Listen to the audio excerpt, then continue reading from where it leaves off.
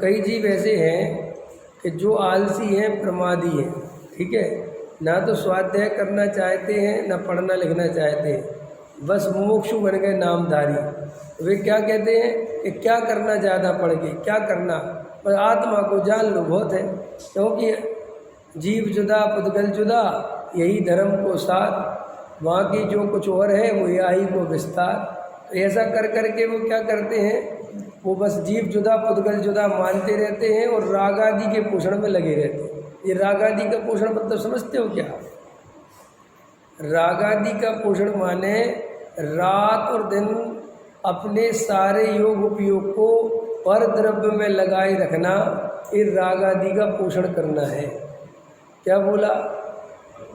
रात और दिन अपनी सारी श्रद्धा ज्ञान चारित्र को पर द्रव्य में लगाए रखना, उसी के चिंतन में, उसी के मनन में, कमाने में, जोड़ने में, भोगने में, उसी में लगा रहता है। और जब कोई कहता है अरे आत्मा तो परम शुद्ध है, आत्मा तो पर का कर्ता भोगता है नहीं, और भैया ज़्यादा जानने से क्या फ़ायदा? किसी से कहो कि स्वाध्याय में आया करो, अरे अब स्वाध्याय बहुत है, ठीक है बहुत कर लिया, तो भैया बहुत कर लिया तो काम तो नहीं किया कुछ भी, समझ में? प्रमादी होकर काल गवाता है, अथवा ऐसा मानता है कि मैंने सब पढ़ लिया, सब सुन लिया, अब क्या करूं? तो भैया तेने सुना है, अंदर में सही श्रद्धा नहीं हुई है, इसलिए तेरी ये दशा हो रही है। तो जो लोग केवल आपा पर के श्रद्धान में संतुष्ट हैं, और बस ऐसा भी है कई लोग आधा घंटा 15 मिनट बैठ गए, आत्मा अलग है, शरीर अलग है, राग आदि अलग है, और राग का लक्षण जान लिया, ज्ञान का लक्षण जान लिया, और शरीर का लक्षण जान लिया, और 10-5 मिनट विचार करने बैठ गए, मैं तो जो जानने देखने वाला है ना ये मैं हूँ, ये जो राग आदि भाव है ना ये विभाव है, ये मेरा स्वभाव नहीं है, ये मेरा स्वरूप नहीं है, और ये शरीर आदि के मेरे से भिन्न द्रव्य है, ये पुद्गल द्रव्य है।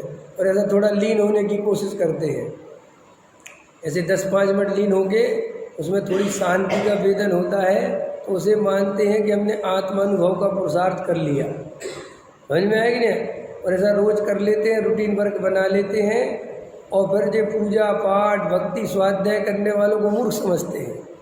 समझ में आया? कहते जो मूर्ख है, इन्हें असली धर्म पता ही नहीं है, और उनकी निंदा करता है और अपने कार्यों की प्रशंसा करता है, और खुद महंतपने से रहता है। ऐसे भी मिथ्या दृष्टि पाए जाते हैं। तो फिर साहब ऐसा करना कि नहीं करना?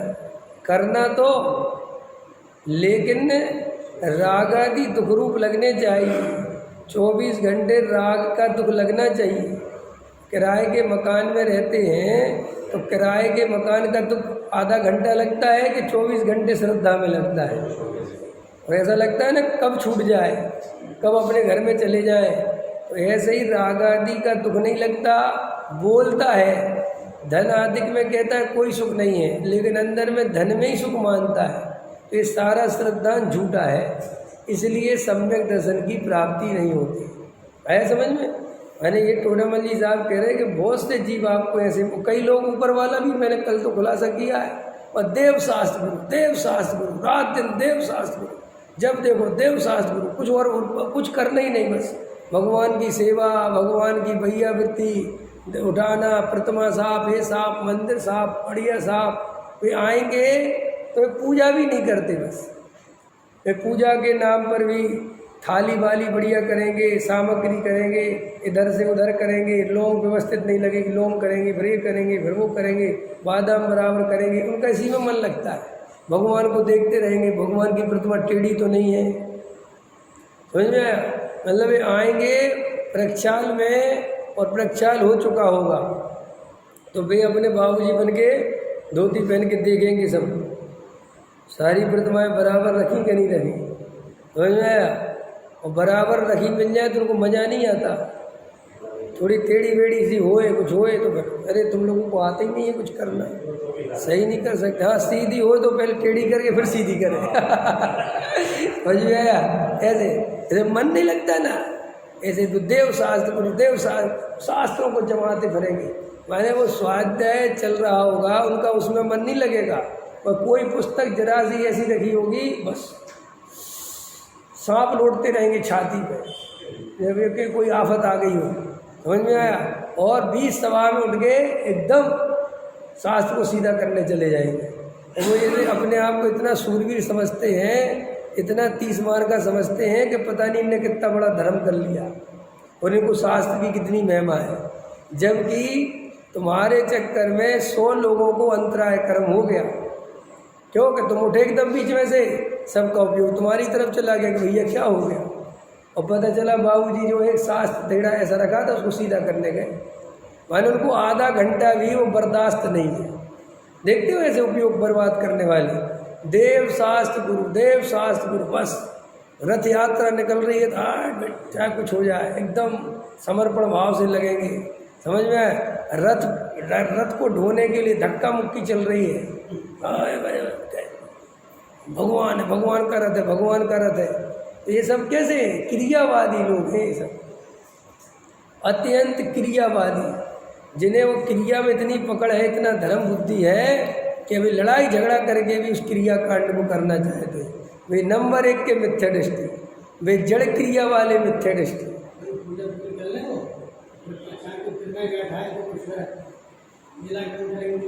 हाँ,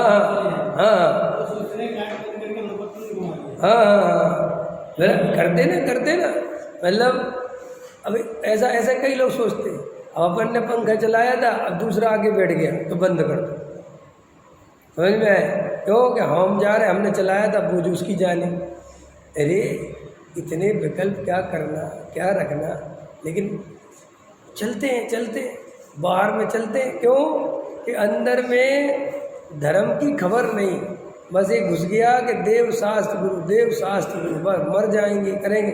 तो टोडामल जी कहते हैं कि इनको समझाने के लिए हमने तत्वार श्रद्धान लक्षण रखा, क्योंकि वो उसी का में लगे रहते। तो दूसरे नंबर के आपा पर के श्रद्धान वाले, बस वे कैसे हैं, बस आत्मा शरीर का भेद ज्ञान कर लेते 10-5 मिनट, न उन्हें देव शास्त्र गुरु का विकल्प, न उन्हें स्वाध्याय का विकल्प, न गहरे तत्वाभ्यास का विकल्प, न राग ग्रुप लगता है, न कसाय ग्रुप लगती है। बस आत्मा अलग है और बस एकदम बाबूजी बन के घूमते रहते बस। समझ में? कारण परमात्मा वो एकदम गहरी चर्चा, बस सब ऐसा। बस वो सोचते हैं कि अपन से ज़्यादा गहरा कोई जानता ही नहीं। एक मित्र मिले मेरे को, कहीं हम साथ में थे यात्रा में, तो मैंने कोई चर्चा चल रही थी, तो बोले पंडित जी अभी आप समझोगे नहीं हमारे लेवल की बात। हमने कहा बात भी ठीक है भैया। हमने कहा फिर भी बताओ कौन सा लेवल है तुम्हारा, कुछ तो देखें हम। नहीं वो पूरे हिंदुस्तान में वो बात कोई समझते ही नहीं। हमने कहा अच्छा। मैंने कहा आपने किन से पढ़ के सीखा ये सब, कहाँ से कैसे बने मोक्षु? बोले मैंने डॉक्टर साहब के सब अनुशीलन वगैरह पढ़े हैं, उनसे सब सीखा है। तो मैंने कहा डॉक्टर साहब समझते हैं वो बात के नहीं? बोले वो भी नहीं समझते। हमने कहा तो आप बहुत ही आगे निकल गए, ये बात ही खत्म हो गई। समझ में? ऐसे अपने मन से कोई कल्पना कर ली, कोई गहरे तत्व की कल्पना कर ली, कुछ भी कल्पना लोक में घूमते रहते। अरे यह आत्मा तो पर्याय को छूता नहीं। ये जिस चर्चा, जो शास्त्रों में जिस आत्मा की चर्चा है ना, उस आत्मा के आश्रय से सम्यक दर्शन होता ही नहीं। अच्छा जी कौन से आत्मा से होता है? अरे वो साहब एक अलग कारण परमात्मा। समझ में आया? वो ज्ञायक से भी भिन्न है, वो त्रिकाली ध्रुव से भी भिन्न है। वो साहब अलग चीज़ है। अभी भैया कौन सा है, कौन सा अलग है, क्या लक्षण है उसका? बोले उसका कोई लक्षण नहीं है, वो तो बिल्कुल व्यक्त नहीं है, बिल्कुल बस। अब भैया भी ऐसे, और समझ में आया? ऐसी बारीक चर्चा को धर्म समझता है, ऐसी सूक्ष्म बातों को पकड़ के, और ऐसा मन ही मन सोचता है कि ये बात हमारे लेवल की कोई नहीं समझता। और राग आदि दुख रूप नहीं लगते। राग आदि की बात कहो तो कहता है शुद्ध पर्याय भी मेरे से भिन्न है। समझ में क्या रखा? और देखो शुद्ध पर्याय को भिन्न कहता है, ये सब देखना ये भूल है। शुद्ध पर्याय को भिन्न कहता है, ठीक है कि नहीं? और जो थोड़ा त्याग व्रत कर लेता है, थोड़े बहुत से नियम ले लिए, बाजार का छोड़ दिया है, कुछ कर दिया, तो फिर उसकी प्रशंसा करता है। भाई साहब, बाजार में खाने वाला काय का सम्यक दर्शन, समझ में आया? बाजार का पानी पिए काय का सम्यक दर्शन, क्योंकि उसने अभी बाजार का पानी छोड़ दिया है। तो उस राग को तो सबके सामने कहता है, लेकिन जो और राग चल रहे हैं, तिंच बन के रहने के राग चल रहे हैं, अहंकार का चल रहा है, पैसे कमाने का चल रहा है, कोठी बनाने का चल रहा है, इस राग को कहता है जब ये राग की गो तो कहता है अरे मैं तो शुद्ध पर्याय से भिन्न हूँ। तो भैया जब तू शुद्ध पर्याय से भिन्न है तो दूसरे के राग को बुरा क्यों कहता है? नहीं सर, तो क्या करता है, जो अपने में राग चलता है उसे तो कर्मोदय जन्य चारित्र मोहजन्य मानता है, पकड़ रहे हो? और जो दूसरे को चलता है उसे पापी मानता है। अरे बहन जी, समझ में आ रहा है क्या कह रहा हूँ? समझ रहे हो? जो खुद चल रहा है, मैंने अरे बहन जी व्यापार करते हैं पापी, हिंसा का काम करते हो, समझ में आया कि नहीं? और खुद अब तुम्हारा धंधा दूसरा है, तुम्हारे तरीके दूसरे कमाने के, कमाते तो तुम भी हो। अरे अब क्या करें कि हमारे भैया फैक्ट्री चला के हमारे उदय में लगा, हम क्या करें? और वैसे तो तू भला हो गया मैं बुरा हो गया, कहाँ से आ गया? कोई आदमी गांव में किसान रहता है और वो खेती करता है, अरे तुम खेती करते हो, तुम काहे के चेन, तो तुम दे दो अपनी फैक्ट्री, कल से बंद कर देगा खेती, दे दो। उपदेश देना तो सबको बहुत सरल लगता है ना। कल अभी था ना बॉम्बे में, ऐसी कोई बात आई तो वैसी चर्चा आई, तो बोले साहब वो, मैंने कहा वो इनकी किसानी, तो ये बोले जैनों की खेती करते हैं। तो मैंने कहा क्या हो गया? तो बोले खेती तो नहीं करने तो मैं तो बहुत हिंसा होती है, सम्मेलन होगा नहीं। तो हमने कहा सबसे पहले तो आदिनाथ से पूछो, उनके सम्मेलन में तो होगा नहीं, उनको तो होते हुए करवा दी उनने, और खुद तो क्या दूसरों की करवा दी। 80-80 कृषि वाणिज्य विद्या शिल्प, उनने तो जितने हिंसा के काम थे सारे उपदेश दिए। लेकिन बस अपन जो नहीं करते बस, और अपन जो करते हैं वो सब सही है, और दूसरे जो करते हैं वो सब गलत है। तो ऐसे भी मिथ्या दृष्टि पृथ्वी पे पाई जाती है, इनसे भी आपकी मुलाकात होती रहती है। ये पहचानो सब, ये अपन किस कैटेगरी के मिथ्या दृष्टि है। मैं दूसरे मिथ्या दृष्टियों की बात नहीं कर रहा, मैं तो सब कैटेगरी के मिथ्या दृष्टि आपके सामने टोडरमल जी साहब प्रस्तुत कर रहे हैं कि कोई देव शास्त्र गुरु के वाले मिथ्या दृष्टि हैं, कोई आपा पर के श्रद्धान वाले मिथ्या दृष्टि हैं, और कोई कई केवल आत्म श्रद्धान वाले मिथ्या दृष्टि है। ठीक है ना? तो अपनी अपनी कैटेगरी लगाना, ऐसे कई लोग आपको मिल जाएंगे। बस हमारे लेवल की कोई बात नहीं समझता, अच्छा जी, और आप समझते हम ही समझते हैं, और ऐसा अपना कुछ 10, 5, 20, 50 लोग का ग्रुप क्रिएट करके हम ही सब सम्यक दृष्टि पूरे भारत में, वो सब मिथ्या दृष्टि ऐसे अहंकार का पोषण करता है। तो फिर कैसे पता चले कि केवल और केवल आत्म तत्व विचार करता है? ये तीसरे नंबर की कैटेगरी में, ये तीसरा प्रकार का मिथ्या दृष्टि खड़ा हो रहा है। कौन सा?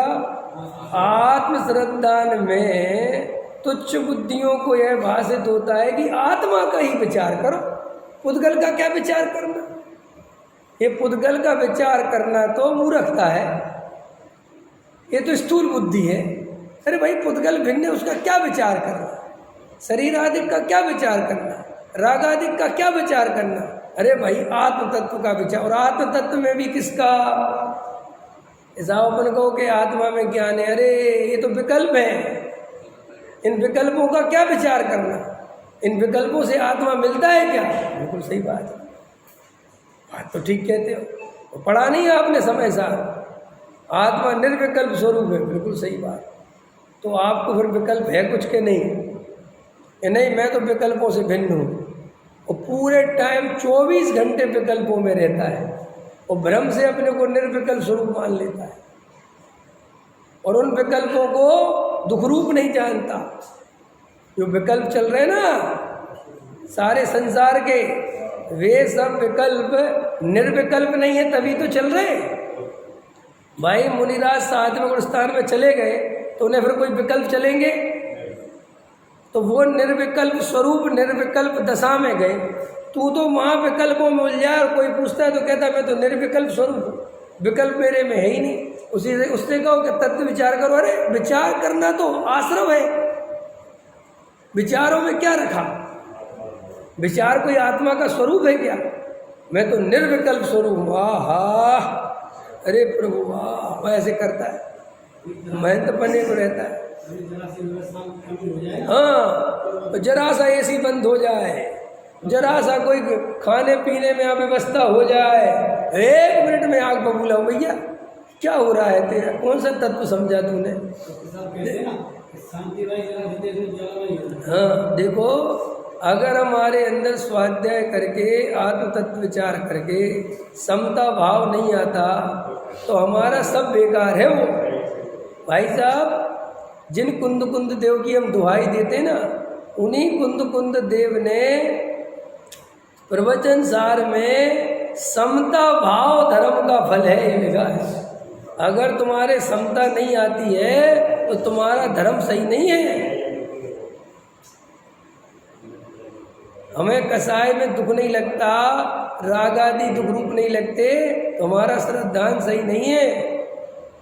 ये समझ लो अरविंद जी अच्छे से, ये सब ऐसे पोपा भाई का राज नहीं है कि साहब आत्मविचार कर लिया, बस आधा घंटा को बाबूजी ने पूजा जड़ की क्रिया छे तो जरा सामग्री, अरे हम इनमें नहीं उलझते। भैया काय में उलझते हो तुम? अभी तुम इतने ऊपर नहीं चले गए हो। समझ में आया? भूमिका के अनुसार जब तुझे घर गृहस्थी का राग आता है तो देव शास्त्र गुरु का भी राग आता है कि नहीं आता? नहीं है, लेकिन नहीं, कुछ खबर नहीं है, महंत पने को पूछता है। देव शास्त्र गुरु का राग आना, लेकिन देव शास्त्र गुरु के नाम पर राजनीति नहीं करना। राजनीति करोगे तो भी मिथ्या दृष्टि, और देव शास्त्र गुरु का बहुमान ही नहीं आवे तो भी मिथ्या दृष्टि।